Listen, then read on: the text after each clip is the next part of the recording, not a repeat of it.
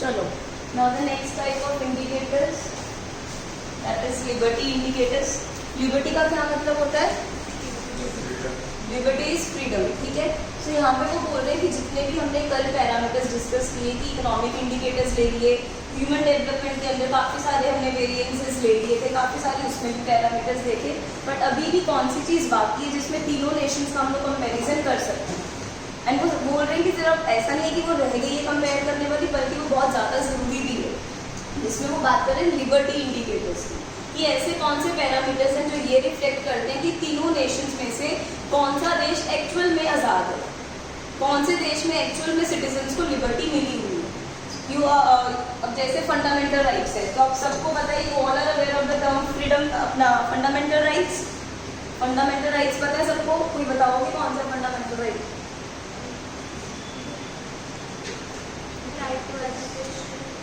Right to education के starting से था, जब से हमारा संविधान बना, कॉन्स्टिट्यूशन बना 1950 में, तो क्या तब था राइट टू एजुकेशन? बाद में आया, ठीक है। एंड उसका मतलब बेसिकली बहुत सारे आर्टिकल्स होते हैं हमारे कॉन्स्टिट्यूशन में। सो आर्टिकल 13 से लेके ब्रॉडली 35 तक हमारे सारे फंडामेंटल राइट्स हैं।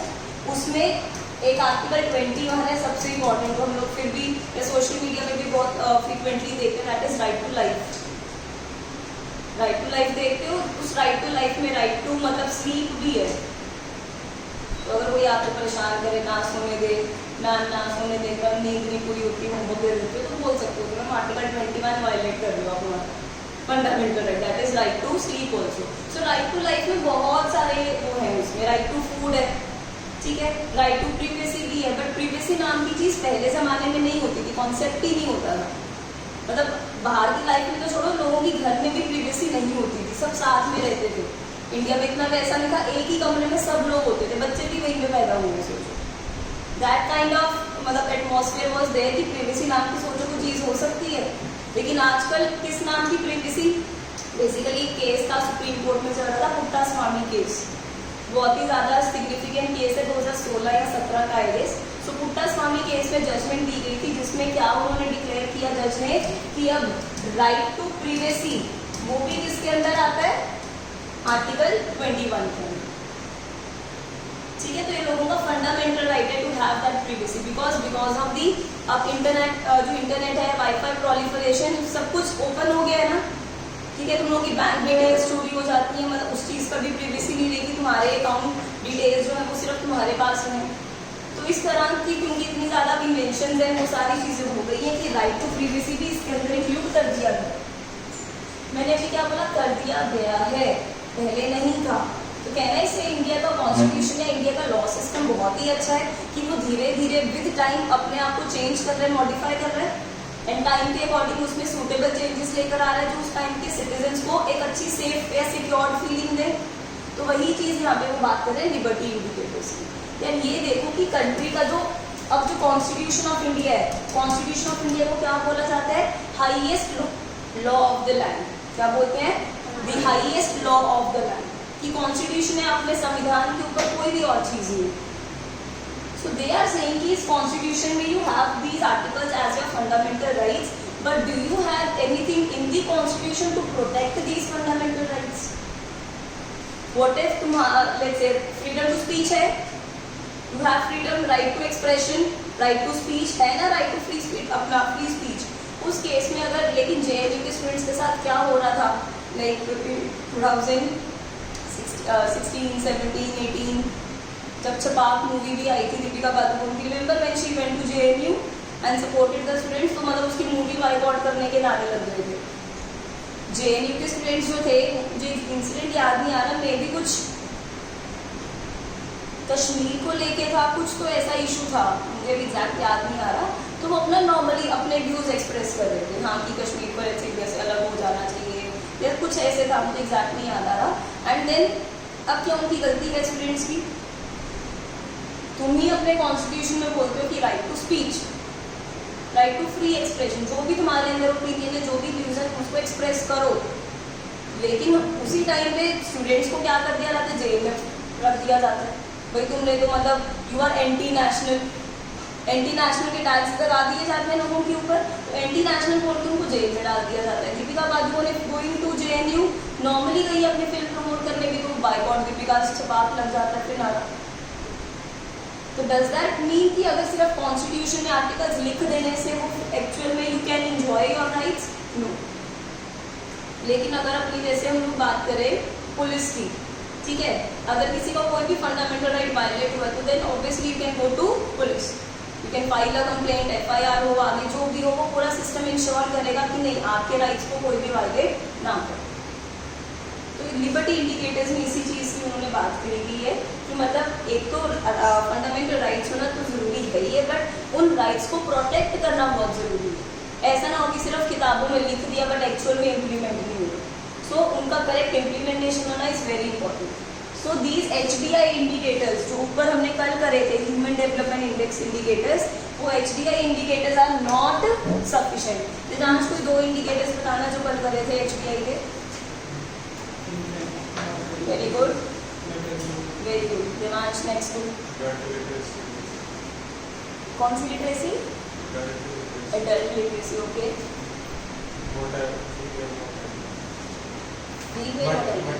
वो उसने बोल दिया मैटरनल मोर्टेलिटी 3 हुआ है, चौथा तो पिक्चर याद करने की कोशिश करो। एक इनकम वाला था, ग्रॉस नेशनल इनकम पर, gross per capita national income, good. एक very good, life expectancy, Viraj. Population below the poverty line and water droplet नहीं याद आ रही, sanitation, clean, access to clean drinking water, तो ये सारी चीजें, but they are not sufficient. There is a need of liberty indicators also.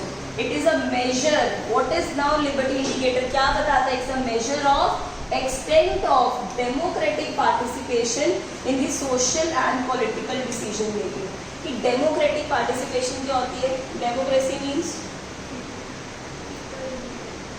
Demo means people. Remember demographic में भी मैंने आपको बताया था, demos means people. I guess Greek word है जहाँ तक मुझे याद आ रहा है जो डेमो है, लेकिन उसका मतलब क्या है? पीपल। ग्राफिक मतलब description, where you describe people on the basis of various parameters. And यहाँ पे डेमोक्रेसी इज, इंडिया में 3 वर्ड्स यूज करे जाते हैं, by the people, of the people and for the people. कि लोग ही कर रहे हैं, लोग ही हैं उसमें, एंड लोगों के लिए ही। तो वो ये चीज़ है डेमोक्रेटिक पार्टिसिपेशन, की किस हद तक लोग खुद उस political and social decision making का पार्ट बन सकते हैं। ठीक है, वो डिसीजंस किसके लिए लेने हैं? इंसानों के लिए, एंड किस हद तक यही इंसान उस डिसीजन मेकिंग में अपना रोल निभा सकते हैं। So what does liberty indicator measure? क्या मेजर करते हैं? एक्सटेंट, मतलब किस हद तक, एक्सटेंट ऑफ डेमोक्रेटिक पार्टिसिपेशन। ये नहीं है कि सिर्फ एक ही बंदा मोदी जी सारे डिसीजंस लेते हैं। यहाँ पे भी है पंचायत, भी है म्यूनिसिपल कॉर्पोरेशन ऑल्सो। ठीक है, अब जैसे कल ही मैंने देखा इधर सुखमनी वेलफेयर सोसाइटी है, या अगर अपन ये जो खन्ने वाला चौक आता है, फेस 2 की मार्केट वाला चौक, सीधा जाए तो गेटेड सोसाइटी नहीं आ जाती। मतलब मान के चलो गेटेड सोसाइटी है, वहाँ पे लिखा हुआ है कि सुखमनी वेलफेयर सोसाइटी एबॉलिशेस या boycott the municipal corporation elections, boycott municipal corporation elections. What does this show? कि लोगों के पास एक पावर है बोलने की, they can express their anger. अगर उनकी सोसाइटी में नहीं हो रहा तो वोट ही नहीं डालेंगे। वो क्या चीज़ शो कर रही है? Democratic participation. ठीक है, किसमें? Political as well as the social decision. Examples of the liberty indicators, number 1, extent of constitutional protection given to the rights of citizen. कि हमारे कॉन्स्टिट्यूशन में क्या प्रोविजंस ऐसी रखी गई है विच एंश्योर कि यस लोगों के राइट्स आर सिक्योर। क्या क्या प्रोविजन है, कुछ एक ऐसा बता सकते हो? अगर आपका लेट्स से फंडामेंटल राइट किसी ने ब्रीच कर दिए, राइट टू लाइफ था लेकिन लेट्स से लाइफ ही ले ली, let's say right to freedom of speech है लेकिन कोई आपको अपना नहीं एक्सप्रेस करने देगा, it's your right, you can go and settle in Haryana, but आपको कोई रोक रहा है कि हरियाणा तेरा है ही नहीं, तू जा ही नहीं सकता, क्या करोगे? Who is going to listen to you? अगर आप वाकई में ऐसा हो गया, लेट्स से आपको फेज 3 में नहीं आने दे रहे कि भाई आप तो इस कम्युनिटी के हो, you are not allowed to enter in phase 3 market. Police और कोर्ट, डायरेक्टली आप कहाँ पे जा सकते हो, सीधा हाईएस्ट कोर्ट, सुप्रीम कोर्ट। समझ में आई बात? एक प्रॉपर प्रोविजन दी गई है। अगर आपके फंडामेंटल राइट्स, दो तरह के राइट्स होते हैं हमारे, एक होते हैं लीगल राइट्स और एक होते हैं हमारे fundamental rights. Fundamental rights are those rights which are there in the constitution of India. Legal rights have you heard about IPC, Indian penal code, CrPC, criminal procedure code. So जो IPC में mentioned है वो आपकी legal rights है, but जो rights आपके constitution में, मतलब ऐसे कौन से हक है जिनको सबसे highest law of the land में जगह दे दी है भाई?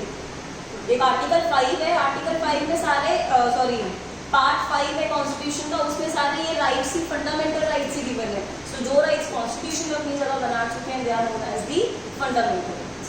Other than those, other are the legal rights.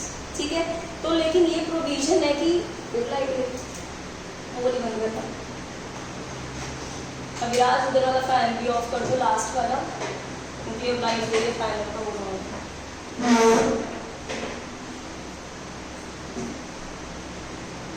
समझ में आ रही है बात? ठीक है, तो एक प्रोविजन है, अगर आपका कोई फंडामेंटल राइट कोई ब्रीच कर ले, आप डायरेक्टली कहाँ पे रिट डाल सकते हो? सीधा पे सीधा सुप्रीम कोर्ट में। कुछ राइट्स में उन्होंने बोला है कि यार ऐसा करो, पहले हाई कोर्ट पे चले जाओ क्योंकि बर्डन है बहुत ज्यादा यहाँ पे। हाई कोर्ट अगर नहीं सुनना फिर आप कहाँ आ जाओ, ये तो चला दो, हाँ बस आ जाओ, वो भी बंद कर दिया आपने। समझ में आ रही है बात? सो फर्स्ट क्या है लिबर्टी इंडिकेटर का example? The extent of constitutional protection given to the rights. हमारे कॉन्स्टिट्यूशन में क्या प्रोटेक्शन दी गई है to the rights of citizens. Second, extent of constitutional protection of independence of judiciary and the rule. किसका राज चलेगा? मोदी जी का नहीं, किसी सरकार का नहीं, किसका राज? कानून का, लॉ का। जो लॉ बन चुका है, लॉ जो है सबको इक्वल कंसिडर करता है, किसी में कोई डिस्क्रिमिनेशन नहीं ऑन द बेसिस ऑफ मतलब रेस, आर, एक और क्या था, आर सी एस पी करके, colour, sex, place of birth है, हाँ religion, race, religion, colour, sex and the place of birth की कोई डिस्क्रिमिनेशन नहीं होनी चाहिए। ठीक है, सो इन बेसिस के ऊपर कोई डिस्क्रिमिनेशन ना हो, इस मतलब लॉ जो है सबको कंसिडर करते हैं इक्वल। तो वो बोल रहे हैं कि किस हद तक कॉन्स्टिट्यूशनल प्रोटेक्शन दी गई है कि जो जुडिशरी है वो इंडिपेंडेंटली अपना चला रहा है। कोई ऐसे एग्जाम्पल कोट कर सकते हो इंडियन हिस्ट्री में जिसमें ये वाली चीज? अच्छा अब बताओ, जुडिशरी पे you have trust on judiciary, yes और नो? मतलब लोग अपनी जिंदगी के फैसले वहाँ पे करवाने चले जाते हैं, अगर फैमिली में सॉर्ट नहीं हो रहा होता दे गो टू कोर्ट्स। मतलब ट्रस्ट है इसलिए उधर जा रहे हो, यू बिलीव कि जो वो फैसला सुनाएंगे वो हाईएस्ट है, वो सबसे ज़्यादा सही है। लेकिन ये इंडिपेंडेंट रहती है जुडिशरी अभी to a great extent, to a very great extent, yes. लेकिन when there was Indira Gandhi, उस टाइम पे इतना ज़्यादा वो होने लग गया था। Basically chief justice of India कौन होता है? कोई तो चीफ जस्टिस ऑफ इंडिया, ये नाम पूछ लीजिए कौन है वो बंदा, जो भी चीफ सबसे हाईएस्ट है, वही सबसे बड़ा जज वही है पूरे इंडिया का भी, चीफ जस्टिस। ये पता डी.वाई. चंद्रचूड़। ठीक है, सो अब ये वाला जो अब ऐसा होता है कि किसको सिलेक्ट किया जाता है as chief justice of India? जो सुप्रीम कोर्ट के जजेस में से सीनियर मोस्ट जज होता है। कौन? जो सीनियर मोस्ट, ये नहीं कि जिसकी एज सबसे ज्यादा, senior, seniority in terms of service. ठीक है, इन टर्म्स ऑफ सर्विस। तो जो सीनियर मोस्ट जज होता है उसको बनाया जाता है chief justice of India. And ये रिवाज चल पड़ा है, बस कहीं लिखा नहीं हुआ, रिवाज है कि भाई इस बंदे को क्या बना दिया जाएगा? चीफ जस्टिस ऑफ इंडिया, जो सीनियर मोस्ट जज होगा of all the supreme court जजेस। सुप्रीम कोर्ट जजेस कितने हैं? कुछ रफ एस्टिमेट नहीं, 30 में 33, 34 कुछ ऐसे जो मैंने लास्ट पढ़ा था, अदरवाइज इतना ही रहता है ऑलमोस्ट। तो इतने वो जजेस हैं, उसका प्रॉपर क्राइटेरिया बताया हुआ है कि हाई कोर्ट का जज होने के लिए क्या होना चाहिए, सुप्रीम कोर्ट का जज होने के लिए क्या होना चाहिए और क्या होना चाहिए आपके पास। अदरवाइज सुप्रीम इंडिया का चीफ जस्टिस होने के लिए कुछ रिटर्न नहीं है, बट एक कन्वेंशन बन चुकी है कि जो हाईएस्ट सीनियर मोस्ट जज होगा सुप्रीम कोर्ट का, उसको क्या बना देंगे? Chief justice of India. लेकिन इंदिरा गांधी ने क्या किया था, पहले दूसरे तीसरे चौथे 4 जजेस को छोड़ के 5वें को उठा के ऊपर लगा दिया था एज चीफ जस्टिस। क्यों बनाया होगा? टू सीक फेवर्स, ऑब्वियसली क्यों बना रहे हैं, क्या उसको मिल रहा है उसको जज बना के, सो दैट जो भी कांग्रेस के अगेंस्ट या उनके बंदों के अगेंस्ट कोई डिसीजन ना हो। अपने बंदे को ऊपर बिठा रहे हैं तो वो क्या करेगा, थैंक यू बोलेगा कि उसके लिए काम करेगा, काम करेगा कि भाई आपने मुझे चीफ जस्टिस ऑफ इंडिया बनाया, अब ठीक है मेरे ऊपर बहुत बड़ा एहसान है आपके ऊपर, जो भी आप बोलोगे मैं वैसा वैसा करता जाऊँ। समझ में आ रही है बात? तो इस तरह की वो चीज़ें बोल रहे हैं कि ये लिबर्टी इंडिकेटर क्या मतलब इसकी एग्जांपल है कि हमारी जुडिशरी भी अगर इंडिपेंडेंटली अगर सब कुछ वर्क कर रही है, that means yes nation is truly independent, या वहाँ पे ट्रूली सबको लिबर्टी मिल रही है, किसी के प्रेशर के अंडर आके काम नहीं करता, right. They have not been given any extra weight, ठीक है। अब वो यहाँ पे बस नॉर्मली उन्होंने बोला कि जितने भी हम लिबर्टी इंडिकेटर्स कर रहे हैं इनको कोई एक्स्ट्रा वेट नहीं दिया गया है HDI में, and without these the HDI index is मतलब इनकम्प्लीट, बिकॉज ये बहुत जरूरी है, बिकॉज एक्चुअल लाइफ में हम लोग यही फेस कर रहे हैं, है ना। तो अगर ये चीज़ भी इंश्योर होनी चाहिए कि आप सबसे पहले एग्जाम्पल क्या दी उन्होंने कि कॉन्स्टिट्यूशन प्रोटेक्शन किसको दी हो, हमारे राइट्स को दी हो, एंड नंबर 2 कॉन्स्टिट्यूशन प्रोटेक्शन किसको दी हो, इंडिपेंडेंस ऑफ जुडिशरी, कि वो इंश्योर करे कि जजेस भी किसी के इन्फ्लुएंस में आके काम ना करें, लोग अपनी जिंदगी के फैसले उनके हाथ पे छोड़ देते हैं, सो दे शुड अपना वर्क इंडिपेंडेंटली, ठीक है, कोई बायस नहीं होना चाहिए। कोई doubt in the liberty indicators? Clear है? तो टॉपिक क्यों आया, उन्होंने बोला HDI में नहीं है, कहीं पे भी किसी भी कंट्री में ये चीज़ नहीं हो रही है, लेकिन ये होनी चाहिए because this is very important. Clear हो गया लिबर्टी इंडिकेटर्स?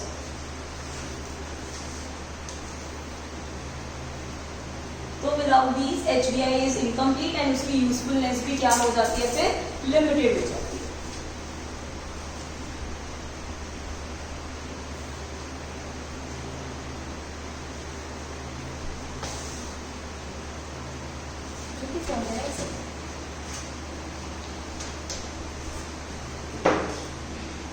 फटाफट से रिवाइज करो अभी लिबर्टी इंडिकेटर्स जल्दी।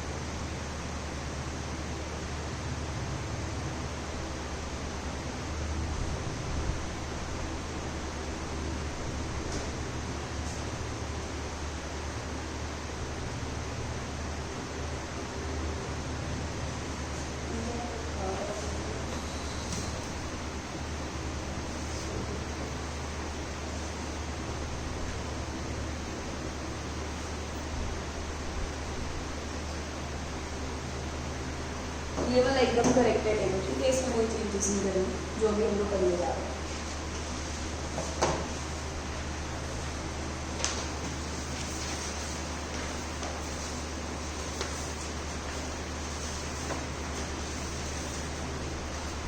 चलो नेक्स्ट टॉपिक है sectoral share of employment. Sectors कितने होते हैं इकोनॉमी के? 3, प्राइमरी, सेकेंडरी एंड टर्शियरी। इन तीनों sectors in all the 3 different countries, इन तीनों सेक्टर्स की क्या कॉन्ट्रीब्यूशन है टुवर्ड्स एम्प्लॉयमेंट, ये कितने % लोगों को काम दे रहे हैं, वो तीनों सेक्टर्स का कंपैरिजन होगा, देन उसके बेस पे तीनों कंट्रीज का कंपैरिजन करेंगे, ठीक है। फिर उसके बाद and contribution to employment and contribution to GDP, GDP में कितना कॉन्ट्रीब्यूट कर रहे हैं। सबसे पहले हम लोग देख लेते हैं कॉन्ट्रीब्यूशन टू GDP। अगर इंडिया की बात करें तो एग्रीकल्चर सिर्फ और सिर्फ कितना परसेंट कंट्रीब्यूट कर रहा है टुवर्ड्स जीडीपी, सिर्फ 16%। लेकिन एग्रीकल्चर हम चैप्टर भी कर चुके हैं, रूरल डेवलपमेंट। कितने लोग डिपेंडेंट है, एम्प्लॉयड है उसमें? एम्प्लॉयड 85। मैं इसे देख लो, मैंने हमेशा 45 बताया आपको कि 45% उसमें एम्प्लॉयड है, डिपेंडेंट 70% है, क्योंकि डिपेंडेंट इनडायरेक्टली भी हो सकते हैं उसके ऊपर।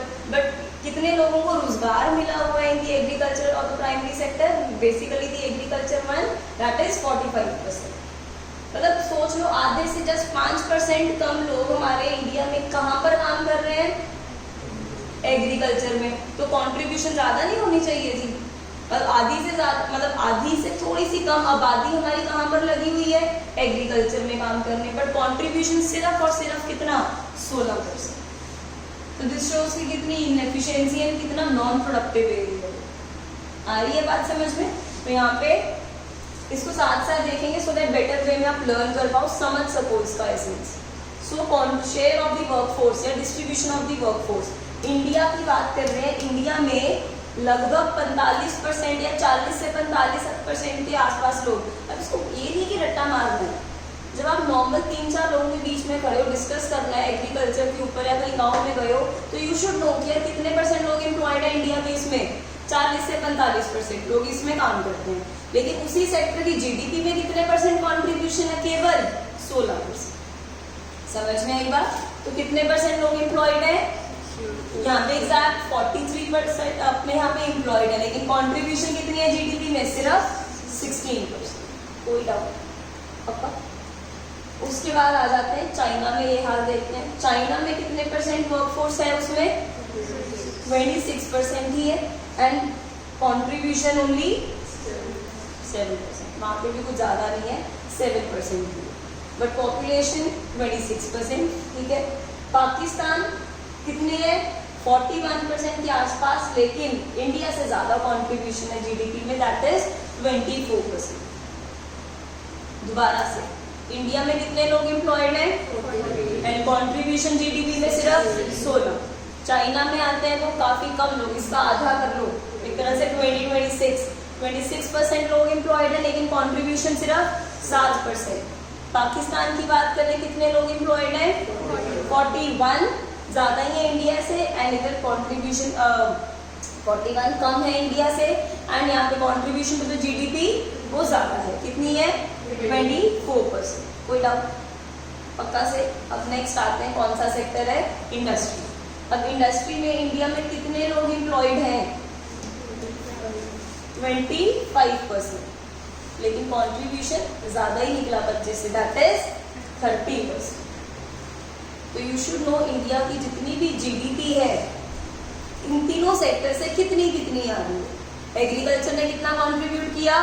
16%। इंडस्ट्री कितना कर रही है? 30%। बाकी रिमेनिंग कहाँ से आ जाएगा? सर्विस सेक्टर से, which is 54%। Highest contribution to the India GDP is made by the service sector.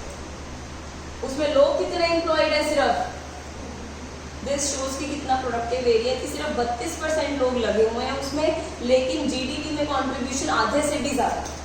कितना परसेंट? 54%। लोग कितने एम्प्लॉयड है इंडिया में in the service sector? Only 32%, लेकिन कंट्रीब्यूशन जीडीपी में 50% से भी ज्यादा। कितना परसेंट? 54%। कितना हाईली रेम्यूनरेटिव एंड कितना अच्छा काम कर रहा है ये सेक्टर, कि लोगों को कम से कम एम्प्लॉय किया, लेकिन आउटपुट सबसे ज्यादा दे। 54%, आधे से भी ज्यादा। कोई डाउट? इंडिया में एग्रीकल्चर में कितनी वर्कफोर्स है? 43%। ठीक है। एंड देन जीडीपी में कंट्रीब्यूशन उसकी केवल 16। इंडस्ट्री की जीडीपी में कंट्रीब्यूशन 30%, एंड लोग कितने एम्प्लॉयड है? 25। देन उसके बाद सर्विस सेक्टर में कितनी कंट्रीब्यूशन? आधे से भी ज्यादा, लेकिन लोग कितने हैं? सिर्फ 30। कोई डाउट? ओके। चाइना में आ जाते हैं। चाइना तो माना ही जाता है अपने मैन्युफैक्चरिंग हब के लिए, राइट? तो चाइना में कितने लोग एम्प्लॉयड है? इंडस्ट्री में 28%, लेकिन उससे ज्यादा वो क्या कर रहे हैं? जीडीपी में कंट्रीब्यूशन दैट इज अराउंड 41%। कोई डाउट इसमें? सो 28, 41। पाकिस्तान में कितने लोग एम्प्लॉयड है? 24%, लेकिन 24 से काफी कम क्या है जीडीपी में कंट्रीब्यूशन, दैट इज ओनली 19%। ठीक है, अब आते हैं सर्विस सेक्टर में। चाइना में सर्विस सेक्टर में कितने लोग एम्प्लॉयड है? 46, लेकिन कंट्रीब्यूशन सिर्फ 52। वैसे अच्छा, लेकिन if we compare it with India, लोग इंडिया में कम एम्प्लॉयड है एज कंपेयर टू चाइना। 32% लोग नहीं, परसेंटेज, ठीक है, 32%, और यहाँ पे कितने थे? 46।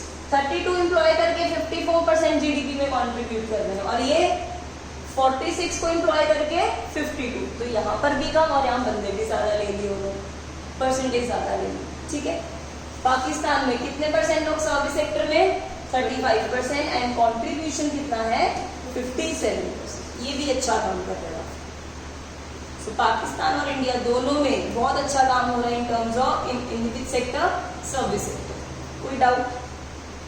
पक्का से आज के आज को नहीं याद होंगे, डिस्कस करना, पेरेंट्स के साथ बैठना, कई बार इस तरह से फैक्ट्स याद रह जाते हैं क्योंकि वो इंटरनलाइज हो जाते हैं, आपको लर्न नहीं करने पड़ते, आपको नॉर्मली याद रह जाएगा।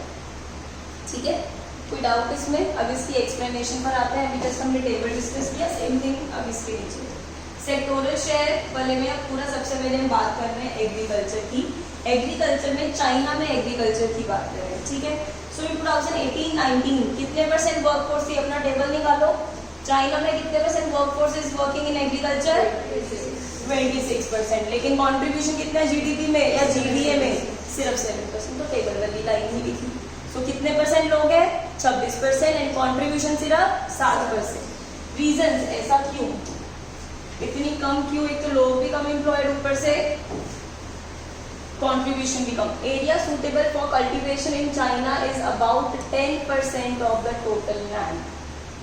कल्टीवेशन के लिए जो सुटेबल एरिया है चाइना में वो सिर्फ और सिर्फ कितना है? सिर्फ 10% ऑफ द टोटल लैंड। उसी के ऊपर वो सिर्फ कर सकते हैं अपना एग्रीकल्चर अच्छे तरीके से। क्यों? Because of topography and climatic condition. What is topography? पूरी सॉइल कंडीशंस की, वहाँ की सॉइल, वहाँ की लैंड, वो सब कैसी है, दैट इज टोपोग्राफी। क्या होती है टोपोग्राफी? सॉइल कंडीशंस है कि वहाँ की सॉइल एंड लैंड अगर देखी जाए, एंड दूसरा क्लाइमेट अगर देखा जाए, तो सिर्फ और सिर्फ 10% ऑफ द लैंड पे ही वो कल्टीवेशन कर सकते हैं। अभी आज कितने परसेंट लैंड है चाइना की available for cultivation? Only 10%। Cultivable area in China is around 40% of the cultivable area in India. सिर्फ 40%, आधा भी नहीं है चाइना में उतना कल्टीवेशन का एरिया जितना कि इंडिया में। सिर्फ कितना है? 40%। उनकी खुद की लैंड का कितना area good for cultivation? 10%। India से कंपेयर करें, अगर इंडिया का जितना भी कल्टीवेशन एरिया है, चाइना का कितना है उसका? सिर्फ 40%। कोई डाउट इसमें? Until 1980s, 80% of the people in China were dependent on farming as their sole source of livelihood. But since then, government encouraged people to leave their fields and pursue the other activities such as handicrafts, commerce, transport. 80s ही क्यों बोल रहे हैं? Reforms कब आए थे? 78। तो 1978 की बात कर रहे हैं कि रिफॉर्म्स तो बाद में आए हैं। उससे पहले वो क्या कहते थे कि 80s तक लोग किस पे डिपेंडेंट रहते थे? सिर्फ और सिर्फ एग्रीकल्चर पे। कितने परसेंट लोग? 80%। फिर गवर्नमेंट ने लेकिन लोगों को एनकरेज करना स्टार्ट किया कि यार खेती बाड़ी छोड़ो, वो इतना आपको रेवेन्यू अर्न करके या इतना आउटपुट नहीं दे रही है जितनी मेहनत लग रही है, तो क्या करो आप कौन से अदर सेक्टर्स में जाओ। What all are these other activities? Handicrafts, commerce, transport. Underline government, underline encourage, underline leave fields. 1980s 80% farming, sole source.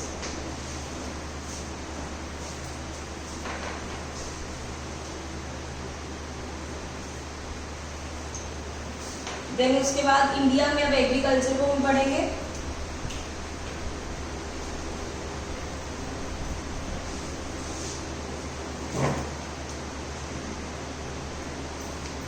So agriculture in India contribution कितने लोग पहले एम्प्लॉयड हैं?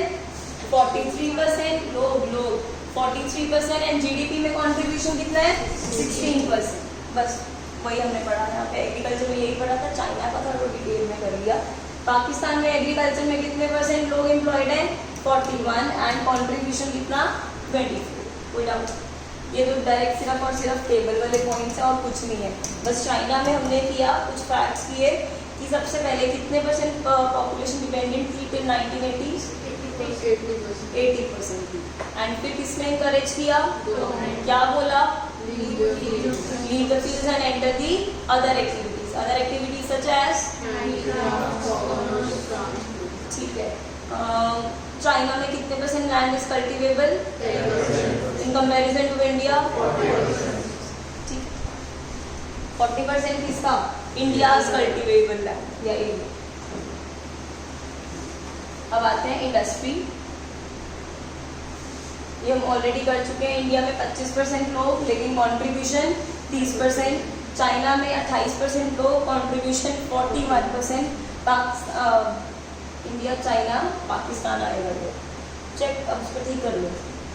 एंड पाकिस्तान में 24% एंड देन कंट्रीब्यूशन 99 का table से check करना, तो main table का यही फिगर्स है, ठीक है। तो यहाँ पे Pakistan notes. Then services 32%। India की पॉपुलेशन एंड कंट्रीब्यूशन कितना था? आधे से भी ज्यादा, दैट इज 54%। चाइना में 46% एंड 52%, 35%, 57%। तो तीनों कंट्रीज में आपको क्या दिखाई दे रहा है? नहीं, इंडिविजुअली लोग कम एम्प्लॉयड, कंट्रीब्यूशन ज्यादा। लोग कम एम्प्लॉयड, कंट्रीब्यूशन ज्यादा। लोग कम एम्प्लॉयड, कंट्रीब्यूशन ज्यादा, ठीक है। In all the 3 countries, service sector contributes highest share of GVA. So this might be a statement question. Statement 1, true or false? True. All the 3 countries में सबसे highest share कौन दे रहा है GVA में? Service sector. In all the 3 countries, ठीक है। In the normal course of development, countries shift their employment and output. Normal course हम लोग ऑलरेडी डिस्कस कर चुके हैं, ध्यान से देखना। नॉर्मली क्या होता है? वर्कफोर्स धीरे धीरे कैसे जाती है to the service sector? Agriculture leave करके कहाँ पर आ जाएगी? इंडस्ट्री में। जब और लोगों का अपना स्किल लेवल है, नॉलेज बढ़ने लगेगी, डेवलप होने लगेगी कंट्री, फिर कहाँ जाना स्टार्ट करेगी? This is the normal course. But India में due to reforms we missed ये वाला and we directly jump to service sector, जिसमें आउटसोर्सिंग, बीपीओ, केपीओ सब स्टार्ट हो गया।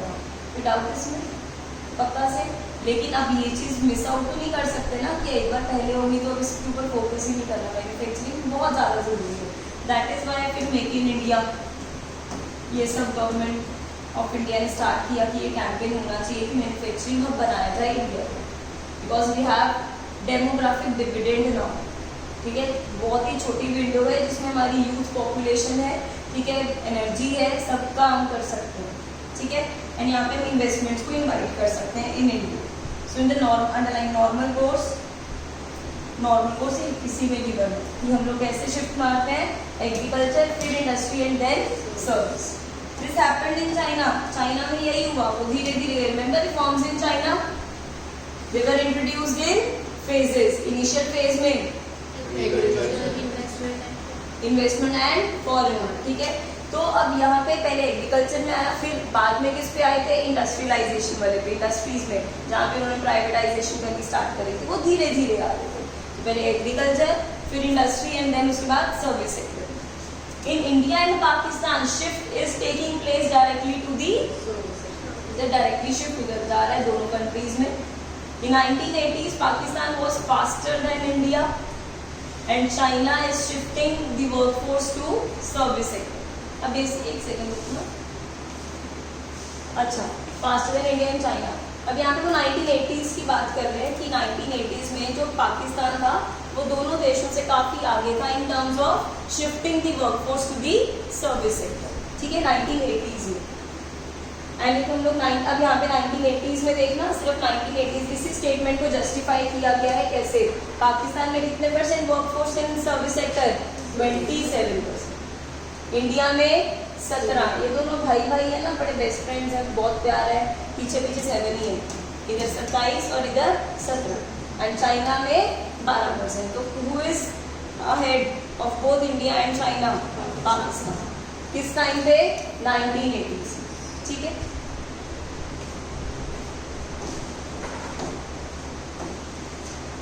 इन लास्ट 5 डेकेड्स मतलब लास्ट 50 इयर्स में क्या हुआ है, ग्रोथ ऑफ एग्रीकल्चर डिक्लाइन हुई है in all the 3 countries. Again a very statement, a very good and bold statement. क्या तीनों कंट्रीज में जो ग्रोथ ऑफ एग्रीकल्चर डिक्लाइन हुई है? यस। सो इन कब, what's the timeline? In the last 5 decades. Last 5 decades में एग्रीकल्चर की ग्रोथ डिक्लाइन हो गई इन ऑल द 3 कंट्रीज। अंडरलाइन करते जाओ।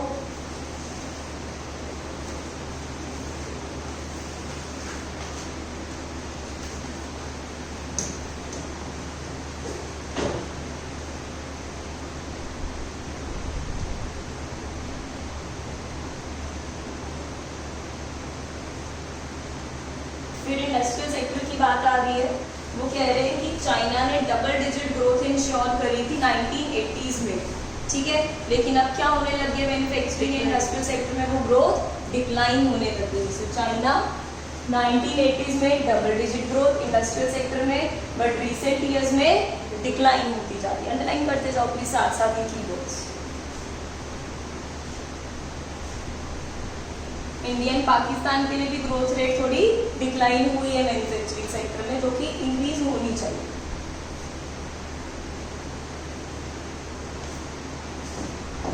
इंडस्ट्रियल सेक्टर में बताओ, चाइना में क्या था? डबल डिजिट था, लेकिन इंडिया एंड पाकिस्तान का डिक्लाइन दोनों में देखा था। लेकिन अभी रिसेंटली क्या हो रहा है? चाइना में डिक्लाइन होता जा रहा है, ठीक है। सर्विस सेक्टर ना, China was able to maintain its rate of growth during 80s and 90s। so ये वाले डेकेड में 80 to 90 वाले में उसने अपना अच्छा मेंटेन किया हुआ था growth rate. There was a positive and increasing growth of India's service sector output also, ठीक है। सर्विस सेक्टर इंडिया का हमेशा से काफी अच्छा रहा है। आज भी कितने % कंट्रीब्यूशन है टू द जीडीपी? 54, आधे से ज्यादा 54, ठीक है। So positive and increasing growth है। चाइना का growth is contributed bye majorly manufacturing and service sector. India का ग्रोथ लेकिन contributed bye, this is very important, China का जो जीडीपी की ग्रोथ है, चाइना की जीडीपी ग्रोथ में कंट्रीब्यूशन किसका है? मेनली दोनों सेक्टर्स का, that is manufacturing as well as service. India का देखा जाए predominantly service sector, and Pakistan में वो बोले उसकी तो बेइज्जती कर दी, देखना नहीं क्या बोल दिया भैया, वो तो भैया तीनों सेक्टर में डूबता जा रहा है।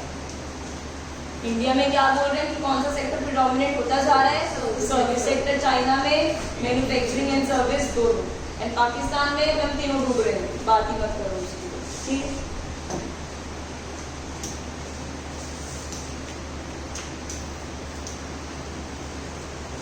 फिर उसके बाद ये हम कर चुके हैं डेवलपमेंट स्ट्रेटजीज में चाइना डिस्कस कर लिया था, पाकिस्तान डिस्कस कर लिया था। Now come to learning from the development experiences of our neighbors. India, China and Pakistan traveled 7 decades of developmental path with varied results. So 70 साल के उन्होंने अपना डेवलपमेंट पाथ को बोले तीनों नेशंस ने अपना बनाया, एंड वेरिड रिजल्ट्स निकले टिल 1970s। 1970s हमने डे 1 में डिस्कस किया था। 1970 तक या नॉट 1970 बट 1970s तक क्या था? All were maintaining same level of low development. कि तीनों ही हाईली घटिया थे, ठीक है। तीनों में क्या था? लो लेवल ऑफ डेवलपमेंट, तीनों में ही same low level of development थी। बट देन ऐसा क्या हो गया? 78 में चाइना में रिफॉर्म्स आ गए, 1988 में पाकिस्तान के आगे, ये तो इसके बहुत बारे में आ रहे हो गए, बट इसके रिजल्ट्स का इसके मतलब रिफॉर्म्स का इतना अच्छा रिजल्ट नहीं था, डाउनफॉल आने लग गया। एंड इंडिया के तो हमें पता ही है एलपीजी रिफॉर्म्स जो आए थे 1991, ठीक है। तो ये इसमें बोल रहे हैं कि 1970 सेम था, लेकिन लास्ट 3 डेकेड्स, पिछले 30 साल, took all these 3 nations to different levels, ठीक है। India with democratic institutions it performed moderately, मतलब इंडिया ने कुछ ऐसा बहुत बड़ा नहीं उखाड़ दिया, moderately उसने परफॉर्म किया with the democratic institutions। ये देखो बहुत बड़ी बात है यार, डेमोक्रेसी लेकर आना सबसे पहले। मतलब लोग शर्तें लगाते थे जब इंडिया आज़ाद हुआ, क्या इंडिया डेमोक्रेसी, एक तो पहले इंडिया बोले इंडिया ही नहीं रह सकता जो उस टाइम पे हमने बनाया था, जिसमें भी हमने कितनी सारी स्टेट्स को इनकॉर्पोरेट करके फिर इंडिया बनाया। इंडिया का कभी मतलब अंग्रेज को बात सही है कि अंग्रेजों से पहले कुछ इंडिया था ही नहीं। ये शेप किसने दी? Who is known as the iron man of India? क्यों बोलते हैं आयरन मैन?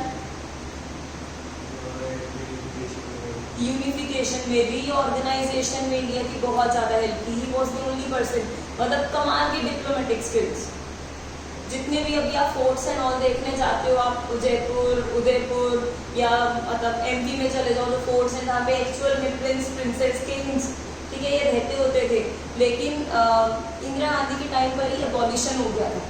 आर्टिकल 17 है कॉन्स्टिट्यूशन का, which says abolition of titles, कि कोई टाइटल नहीं होगा, ठीक है, कोई किंग, कोई प्रिंस, क्वीन, कुछ नहीं है अब टाइटल, टू एंश्योर भाई यूनिफॉर्मिटी एंड इक्वालिटी, ठीक है। लेकिन उनको कन्विंस करना कि भाई तुम अपना राजवार सब छोड़ दो, क्या तुम कहीं किसी एरिया के, स्टेट के राजे हो, पूरा ट्रेजर है तुम्हारे पास, मतलब इतना बड़ा तुम्हारा फोर्ट है, पैलेस में तुम रह रहे हो, someone comes and ask you भाई टू अबैंडन दिस। बट अभी भी रहते हैं, लेकिन कितना था? अगर लेटर से if this is the Udaipur में एक फोर्ट है महाराजा क्या करके, मैं नाम भूल रही हूँ उसका, तो सिर्फ ये पार्ट उनको दे दिया रहने के लिए, बाकी सब कुछ ओपन टू पब्लिक। हम यहाँ पे ट्रिप मारने चले जाते हैं, हमारे घर में ट्रिप मारे तो बोले कि ये ओपन टू पब्लिक है, हमारा घर जो है ये सिर्फ तुम छोड़ दो, तुम सिर्फ पीछे वाले बेड़े वाले एरिया में रहो, ठीक है, एंड तुम अपना ये सब कुछ ओपन टू पब्लिक। अब ये नहीं कि भेड़े जितना ही साइज है, इनका ये पार्ट भी बहुत ह्यूज है, बहुत बड़ा। अभी भी इनकी शादियाँ कैसे होती हैं? दूसरे राजघरानों के साथ ही होती हैं।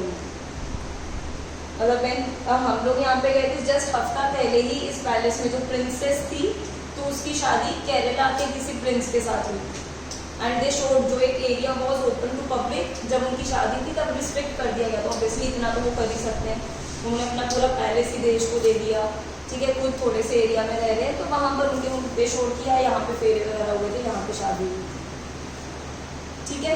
तो ये सारी यहाँ पे चीज़ों की बात हो रही है कि मतलब कैसे डेमोक्रेसी की हम लोग बात कर रहे थे, इंडिया में ये सारी चीज़ें इंश्योर करना, एंड देन सरदार वल्लभ भाई पटेल कैसे इनको कन्विंस करने में सक्सेसफुल हुए, ठीक है, कि भाई तुम इंडिया का पार्ट बन जाओ, उसमें सबकी बनाई है, तो वो वाली चीज़। लेकिन सिक्किम के साथ बहुत बुरा हुआ था, बहुत ज़्यादा बुरा, मतलब लिटरली वो नहीं था, उल्लू बना दिया गया, उनका बुद्धू बना दिया गया। सिक्किम को पहले बोला नहीं तुम जैसे हो तुम्हें वैसे ही रहने देंगे, क्योंकि दे डिडंट वांट कि नॉर्थ ईस्ट के लोग अपने आप को आइडेंटिफाई कर सकते हैं एज इंडियंस, करते हैं, बट हम लोग ही उनको चिंकी बोल देते हैं, and this is a derogatory term for them. वो चाइना के थोड़ी हैं, कभी नेपाली बोल देते हैं, कभी उनको चीनी बोल देते हैं, कभी चिंकी बोल दिया, बोलते हैं वो हिंदी के, क्योंकि हमें खुद नहीं पता चलता ना, मुझे खुद नहीं पता कि अगर कोई आ जाए कि ये चाइना से है कि ये नॉर्थ ईस्ट का है, समझ में आ रही है बात? ये नेपाल से है कि इंडिया से ही है नॉर्थ ईस्ट के, तो उन लोगों को कैसा लगता होगा यार है तो हम भी इंडियंस, ये नॉर्थ इंडिया वाले साउथ इंडिया वाले तो बड़े टॉर से जीते हैं यहाँ पे, इन्हें तो कभी नहीं कुछ बोला जाता। वो लोग अगर डीयू में रेंट पे लेने चले जाएं घर, उनको बोल दिया जाता है हम तो इंडियंस को ही देते हैं, सिर्फ इंडियन को मुंह पे बोला जाए हम तो इंडियंस को रेंट पे देते हैं, ये वाला घर सॉरी इंटरनेशनल स्टूडेंट्स के लिए अलग से है, कैसा लगेगा यार? ठीक है शक्ल मेरी ऐसी, बट मैं चाइना से नहीं हूँ, मैं इंडिया का ही हूँ, मैं नॉर्थ ईस्ट से ही हूँ। तो मतलब बहुत धक्का हुआ है नॉर्थ ईस्ट के साथ। कभी टाइम मिले तो बुक्स पढ़ना, अभी आई विल स्टार्ट रीडिंग एक सिक्किम के ऊपर बुक है, the truth behind the merger of Sikkim with India.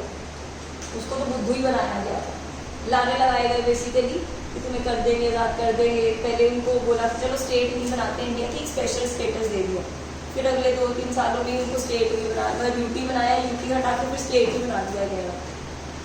तो इस तरह की इसलिए लोगों के अंदर बहुत ज़्यादा गुस्सा हो रहा हुआ है कि यार बोला हमें क्या था और हमारे साथ कर क्या दिया इंडिया ने, ठीक है।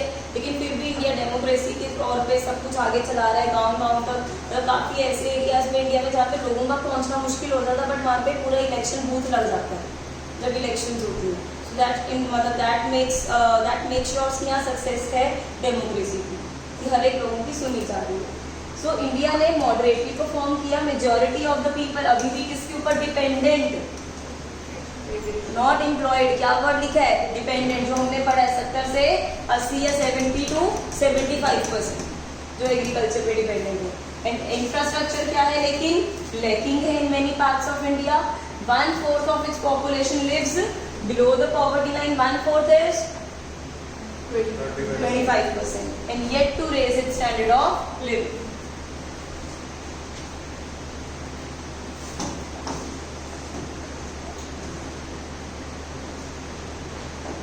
अच्छा, कल क्या हुआ था, बहुत ही मेजर मतलब बहुत ही खास कंट्री की कल डेथ हुई है इंडिया के पर्सपेक्टिव से, हमारा बंगलौर सबको पता है। परसों या रात या शाम कुछ वैसे। MS स्वामीनाथन, कोई MS स्वामीनाथन पढ़ा है तुम लोगों ने? निहायती घटिया बच्चे, निहायती से भी निहायती घटिया। और ग्रीन रेवोल्यूशन नहीं पढ़ा? नॉर्मन बोरलो पता है क्या? अब मैं अपने आप खुद की टीचिंग पे डाउट कर रही हूँ सीरियसली।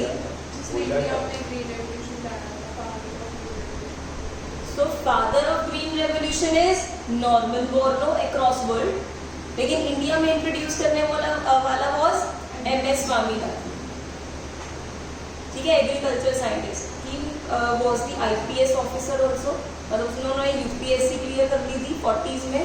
लेकिन जब उन्होंने उस टाइम पे ना रिजल्ट्स काफ़ी देर बाद आते थे, तो साल में ही आ जाता है रिजल्ट, सब कुछ पूरे एक साल में प्रोसीजर या पूरा प्रोसेस कंप्लीट हो जाता है। लेकिन when he gave the paper, he मतलब क्वालिफाइड फॉर IPS, ठीक है। At that time he was in Norway में परसुइंग PhD, ठीक है, किसमें? एग्रीकल्चर में। नॉर्वे नहीं, हाँ, जब ये रिजल्ट आया तो तब नॉर्वे में ही थे, ठीक है। एंड देन उसके बाद लेकिन उन्होंने अपनी जो PhD कंप्लीट करी यूनिवर्सिटी थी कैम्ब्रिज, मतलब उस टाइम पे ही बिकेम वेरी हैप्पी, क्योंकि फादर की बहुत अर्ली एज पे उनकी डेथ हो गई थी, इसलिए अब मदर को था कि नहीं यार बेटे की किसी सरकारी वो नौकरी लग जाए कि सब सिक्योर हो, वो इनसिक्योरिटी, फाइनेंशियल इनसिक्योरिटी दोबारा फेस ना करनी पड़े। तो ही बिकेम वेरी हैप्पी जब वहाँ पे उन्हें पता चला कि अच्छा भी मेरा तो IPS निकल गया। Then he went to his guide, जो मेंटोर मिला होता है हर एक PhD स्टूडेंट को, भी मेरा तो IPS हो गया, मैं तो जा रहा हूँ। वो बोला अच्छा तेरा यहाँ पे मतलब पासपोर्ट है तेरे पास? बोला है। बोला लेकर आ, अपने पास रख दिया। बोले PhD कंप्लीट कर, I want let you to become a bloody policeman. मतलब आज अपन IPS को कितना हाई उस पे देखते हैं, हाई रिगार्ड पे, उसी टाइम पे लेकिन MS स्वामीनाथन को बोला गया कि that I will not let you become a bloody policeman, research complete कर फिर जाके ज्वाइन कर। Had that decision not been taken by his professor या guide, सोचो आज इंडिया की क्या हालत होगी। India was a food beggar, remember हमें इंपोर्ट करने पड़ते थे USA से सारे सीड्स, एंड वो भी PL 480 प्रोग्राम के अंदर, जो कि चूहे के कुतरे हुए सीड्स होते थे। That bad quality of the seeds जो इंडिया में यहाँ पर आ रही थी, and but it was MS Swaminathan only जिन्होंने इंश्योर किया कि इंडिया में ग्रीन रेवोल्यूशन आ सके। और ये नहीं कि ऐसे मिनटों स्किंटों में ग्रीन रेवोल्यूशन आ गया।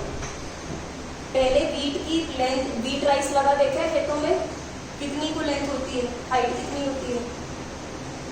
ऐसी बता दो हाथ रख के, मैम इतनी को होती है, इतनी होती है, मेरी जितनी होती है, मेरी जितनी बहुत बड़ी होती है, गन्ना थोड़ी उगाना है, तो यहाँ तक होती है।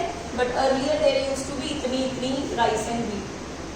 उसके कुछ भी स्प्रे करना, पानी या हवा चली, क्योंकि ऊपर बहुत लाइट है, नीचे सिर्फ रूट्स है, ऊपर जैसे जैसे वो हाइट बढ़ती जाती है वो प्लांट बहुत वीक हो जाता था, तो पूरा का पूरा ऐसे पूरी की पूरी क्रॉप ही खराब हो जाती है। जिन्हें MS स्वामीनाथन ने ड्वार्फ वैरायटी, ड्वार्फ मीन्स छोटे छोटे जो अभी आप अब देखते हो, वो ड्वार्फ वैरायटी डेवलप करी, क्रॉस ब्रीडिंग करके वैराइटीज को।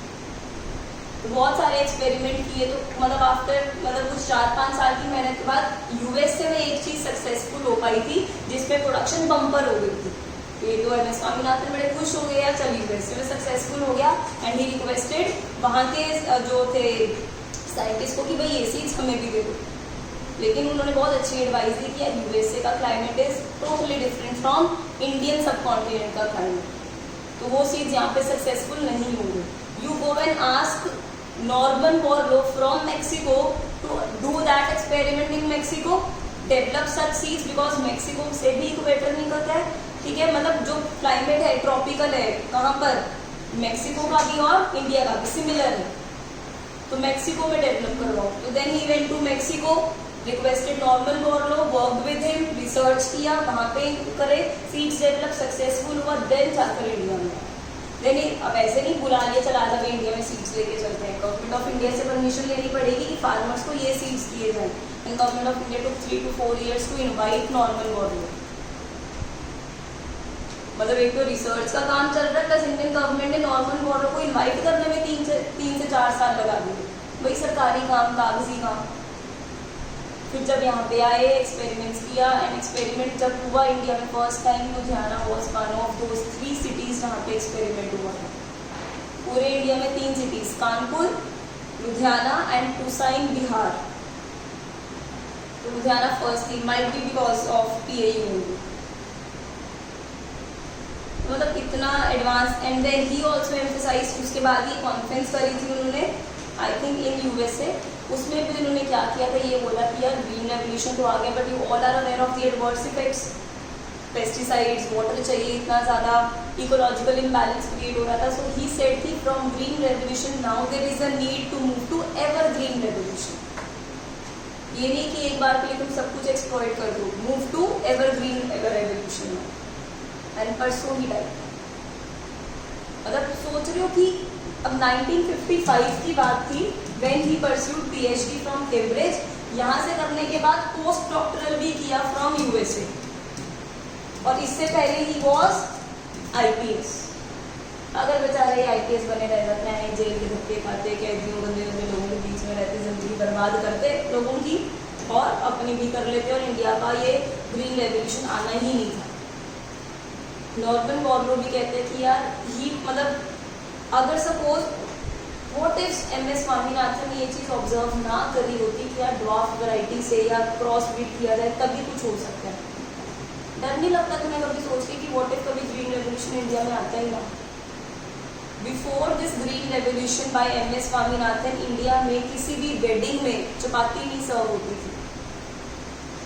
रीजन, शॉर्टेज ही इतनी थी, शादियों में कैसे खुला मारते लोगों को, लोगों के घरों में चपाती के लिए आटा नहीं आता था, वीट की इतनी ज़्यादा शॉर्टेज थी अक्रॉस इंडिया। ये नहीं कि अमीरों के पास होता था, अमीर भी कहाँ से लेगा, इम्पोर्ट ही होगा, इम्पोर्ट गवर्नमेंट करवाएगी। लेकिन किस तरह की वैरायटी आती थी, बहुत ही बैड क्वालिटी आती थी। MS स्वामीनाथन की ग्रीन रेवोल्यूशन के बाद ही इंडियन वेडिंग्स में चपाती एज अ स्टॉल लगनी शुरू हुई।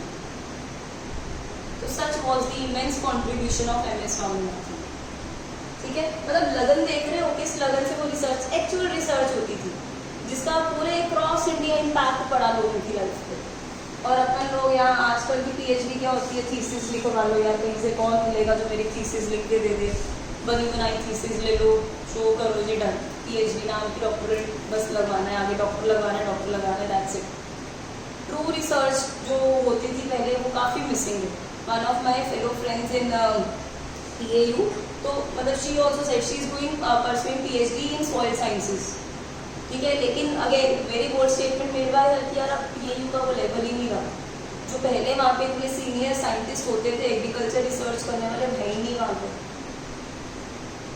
तो वो डाउनफॉल दिखना स्टार्ट हो गया। हम में से भी कोई थोड़ी ये सोचता है कि हमें एग्रीकल्चर में करियर बनाना है, या कुछ एग्रीकल्चर में PhD करनी है, फार्मिंग में कुछ करना है, we never think of it. कितना टाइम हो गया? ओके, एक बार ये कर लेते हैं, फिर पाकिस्तान वाला हमने किया ही हुआ है, जो सेम पिछला टॉपिक था, चाइना वाला है बस ये। So lack of political freedom, it means या it is the implication for human rights. वो क्या बोल रहे हैं कि अगर पॉलिटिकल फ्रीडम नहीं होगी, तुम पॉलिटिकली कोई डिसीजन नहीं ले सकते, गवर्नमेंट नहीं बना सकते, देन उसका इम्प्लीकेशन, उसका बैड इम्पैक्ट किसके ऊपर पड़ेगा, ह्यूमन राइट्स पे पड़ेगा ही पड़ेगा। Yet in the last 4 decades, it used market system without losing the political commitment and succeeded in increasing the growth and reducing the poverty. इसकी चाइना की बात कर रहे हैं यार, चाइना में हमें पता है क्योंकि वन पार्टी नेशन ही है, पॉलिटिकल सिस्टम ऐसा कि गवर्नमेंट की ही ज़्यादा चलती है। कहने को वो बोल देते हैं जी हाँ हम लोग डेमोक्रेसी इंश्योर कर रहे हैं। डेमोक्रेसी कैसे? बोलते देखो कितने सारे तुमने कैंडिडेट्स खड़े कर दिए, चूज करो, है तो एक ही पार्टी के, क्या ही कर लोगे तुम उनसे भी चूज करके, just showing at the world level कि हाँ हम डेमोक्रेसी इंश्योर कर रहे हैं, बट है सिर्फ एक ही पार्टी के सारे बंदे, तो कुछ ऐसा नहीं है कि मतलब कुछ अच्छी से पॉलिटिकल फ्रीडम मिली हुई है। So lack of political freedom, but impact किसके ऊपर आता है, ह्यूमन राइट्स के ऊपर, ठीक है। फिर उसके बाद लास्ट 4 डेकेड्स में use the market system. China धीरे धीरे शिफ्ट हो रहा है, पहले सब कुछ गवर्नमेंट ही करती थी, सोशलिस्ट था, कम्युनिज्म था, लेकिन मार्केट सिस्टम फॉलो किया एंड वो मतलब क्या हो गया कि ग्रोथ भी इंक्रीज होने लगी उससे एंड पॉवर्टी भी कम होने लगी। But unlike India and Pakistan which are attempting to privatise the public sector enterprises, China has used market mechanism to create additional opportunities, social economic and social opportunities and the economic, social sector में, economic sector में बहुत अच्छी अच्छी opportunities create करना start की। मतलब कहाँ पे वो बोल रहे हैं कि इंडिया पाकिस्तान में गवर्नमेंट अपना पल्ला छुड़ा रही है कि भाई गवर्नमेंट का काम गवर्नेंस है, वो काम ही करेंगे, बिजनेस ही करेंगे, मतलब सॉरी गवर्नेंस ही करेंगे, एंड गवर्नमेंट ऑफ इंडिया धीरे धीरे जहाँ जहाँ पर वो पहले बिजनेस करती थी छोड़ती जा रही है। बट चाइना में क्या हो रहा है, बल्कि वो और ज़्यादा अपॉर्चुनिटीज क्रिएट कर रहे हैं, चाहे वो सोशल हो चाहे वो इकोनॉमिक अपॉर्चुनिटीज हो। And China has also ensured social security in the rural areas. Rural areas में भी सोशल सिक्योरिटी उन्होंने इंश्योर करी है, कैसे, by retaining the collective ownership of land. In the recent years वो बात कर रहे हैं, social security means when you feel secured in a society की कुछ भी बुरा नहीं होगा, तुम सिक्योर्ड हो, कोई दिक्कत नहीं होगी, तो क्या किया उन्होंने रूरल एरियाज में कलेक्टिव ओनरशिप को रिटेन रखा, प्लस इंडिविजुअल्स को भी अलाउ कर रहे हैं टू कल्टिवेट लैंड। ओनरशिप किसकी रख रहे हैं, कलेक्टिव ओनरशिप रख रहे हैं, लेकिन अलाउ किसको कर रहे हैं कल्टिवेट करो, इंडिविजुअल्स। वही स्टिपुलेटेड टैक्सेस दो बस, एंड देन उसके बाद बाकी की इनकम तुम रख सकते हो। तो इस तरह से सोशल सिक्योरिटी रखी है। Public intervention in providing social infrastructure prior to the reforms positive results in HDI। अब यहाँ पे क्या बोल रहे हैं, public intervention means government intervention किसमें, सोशल इंफ्रास्ट्रक्चर में, prior to the reforms. Reforms China में आने से पहले 78 से पहले गवर्नमेंट ने जो बहुत ज़्यादा इंटरवेंशन करी थी social infrastructure that is education and health. Remember हमने पढ़ा था कि माओ ने basic education and basic health facilities ensure करवाई थी, उसकी वो बात कर। रिफॉर्म से पहले भी सोशल इंफ्रास्ट्रक्चर में गवर्नमेंट की इंटरवेंशन थी, जिसकी वजह से आज हमें चाइना के HDI पैरामीटर्स में काफ़ी पॉजिटिव रिजल्ट दिखाई। कोई डाउट पक्का? फिर उसके बाद पाकिस्तान वाला तो हम लोगों ने सेम वही वाला आंसर है एग्जैक्ट, ठीक है। कोई भी डाउट होगा चैप्टर में पूछ लेना, मंडे को इस चैप्टर का टेस्ट है। पहले मैंने हाफ बोला था, हाफ की बजाय पूरा चैप्टर ही कर रहे हैं, लेकिन direct questions from the notes. अभी मैं कोई ट्विस्टेड क्वेश्चन है वैसा नहीं डालूंगी, कोई ऑब्जेक्टिव नहीं डालूंगी। मंडे को इसका हाफ ना कुछ पॉइंट मिल नहीं रहा क्या मैं हाफ करूँ, बिकॉज पहले पार्ट में अगर चाइना की कहानी चली जा रही है उसका क्या टेस्ट दोगे इस वे में, लेकिन डायरेक्ट क्वेश्चन होंगे ओनली फ्रॉम द नोट्स, ठीक है।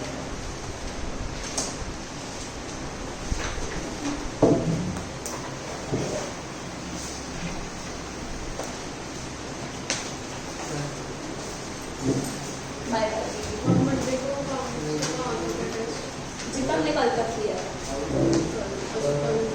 कंसिडरेशन